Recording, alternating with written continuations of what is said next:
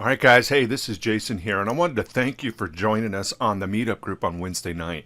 And I wanted to make sure I got you the resources that I put in my PowerPoint, and it'll be below in the email that we're going to send to you. So I wanted to say thank you very much. Thanks, Lawrence, for inviting me to the OBS live stream and how to build your business online using OBS. Also, I wanted to let you know that I also provide hosting services for people, meaning if you need to build your website, make your website faster, if you're not happy with your hosting services now, let me know. Message me on Facebook. And I'll be more than willing to help you out getting your business going online. Also, if you have a business opportunity, meaning you need clicks to your site, I will help you drive traffic to your site by providing you clicks that you can actually get people to look at your product. Now, it's only for business opportunity. So if you have something that you're promoting or a product or a service that you're trying to promote, let me know. I can help you actually drive traffic to those particular pages for you. All right, so hopefully this information was helpful for you. Also, I'm going to give you a little bit more tips on live StreamLabs.com, and I'll go through a little bit of how to set it up in this video just below here. So also message me on Facebook. Also, go ahead and subscribe to my channel on YouTube so that you can get notified whenever I create, videos like this one here. All right, guys, have a great day, and thank you for joining the meetup group. Bye, guys. All right, guys, the links will be somewhere in the email below or in the channel, this YouTube channel that I'm creating right here for you so that you can have the resource links to this. But I want to give you a little bit of kind of the walkthrough of how you set up StreamLabs, which is part of OBS. It's a connection that allows you to actually set up live streaming a lot easier using StreamLabs. And it has all kinds of themes and all that stuff. It's really kind of cool. So you can download it. So you go to streamlabs.com right here, and you can download it right here. It says beta. It's a very stable application. You just download it. You have to have a pretty fast PC, at least a 7i, at least 4 gig of RAM, preferably 8 to 12 gig of RAM on your hard drive. You need 2 gig of hard drive space to run it because it's going to take a lot of hard drive space. So it's very resource intensive, and you also need a very fast video card. I have a GeForce GTX video card on my system, so you want to make sure your system can support live streams. Okay, so as you just download it right here, and I'm not going to go through the download process. You just log in, put your email in, download it, and you're ready to roll. Okay, when you're in live stream, it looks like this. Now, on the top, you have a dashboard, you got themes, you got editors, and you got live, and it will say if you're live right there. You have to click over here to go live, but you got to connect your system and set everything up before you do that. I just wanted to give you a general overview of what everything looks like. So on the top up here, you can have different colors. So this is the dark. You can actually make it light, so it's white instead of that. I kind of like the dark view. It's easier on my eyes. And then you got studio mode. What studio mode allows you to do is build your page before it goes live, and then you transition from this page to this page, and that's what the studio mode will do. You can connect directly to Discord. Discord is a chatting services that you can chat amongst your team, and you can set up your team and do chatting. It's a great way to communicate with your team.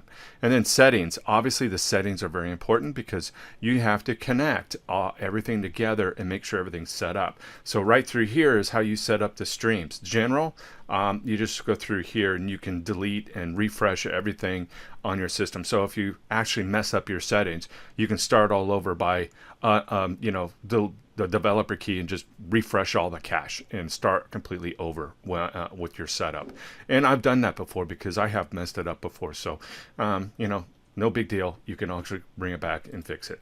All right, so this is where stream is where you're going to set up the YouTube stream. So you just have to go through here and go to YouTube, wherever that is, right here, and then go get your key off of YouTube and paste it right here, and boom, you're done. You'll be live on YouTube.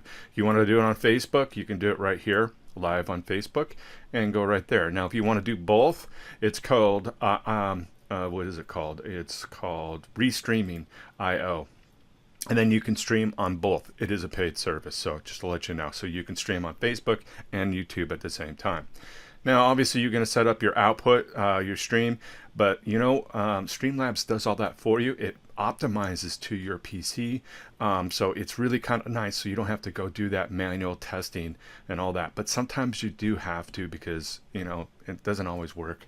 Audio here, make sure you disable all your audios so that you're using the audio and you set it up in here with your audio. I have an external mic right here that I use for my system. Now, video, I do 1280 by 720, but it all depends on your power of your PC, of how fast you can live stream in your video card. Because if you start seeing delays within your live stream, that means you need to reduce the quality of the image being sent out. So you want to make sure you set that up. You can set up hotkeys next. Hotkeys are great because then you can transition between slide to slide with hotkeys. Advanced section here, you can go through and set up more, you know, change the priority of your settings so that you can stream a little bit better and more efficiently. Scene collections, I haven't really go into that. Notifications, you can get notified. And appearance, you can set the size of the chat window and chat box and stuff like that. And remote, I don't know what that is, so I won't go over that. Okay, so that's the options up here called the settings. Now down here is where you set up, and you think of this part right here as a group. So like you want to have intro, and you want to make your intro over here to the right. See, this right here is the first grouping of all the settings that you can set up. So in this case here, I have an image right there, which is not really shown here, but in text, and that's the actual video right there. This is an intro image, which is when I click on this and I hit that little gearbox, I can go into the properties and you can see that this is actually a JPEG image right here. Okay, so and you can actually put text over top of that by creating different layers of images right here. Think of this as layers, because you can layer on top of it and you can move this to the top or move it around on the screen.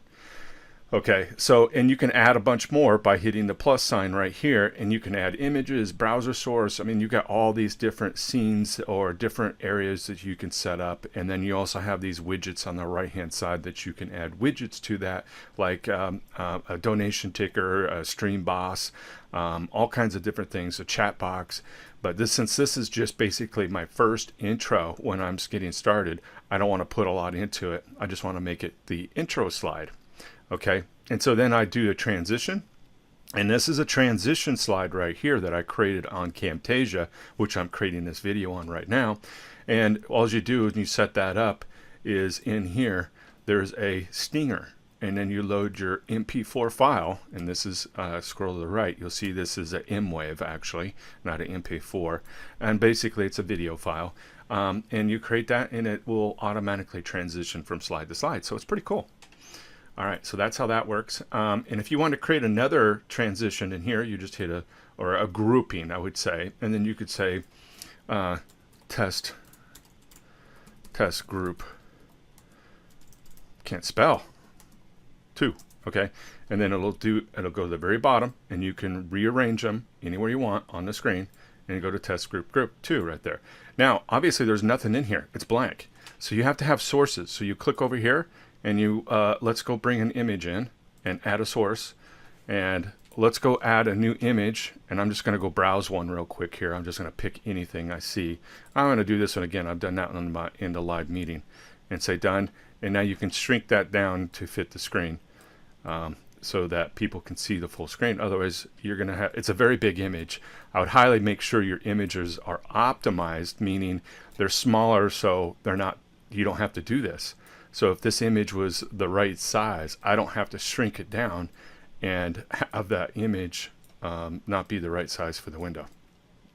Okay, so that's pretty darn close right there. And so now when I transition this image will be over here when I go live.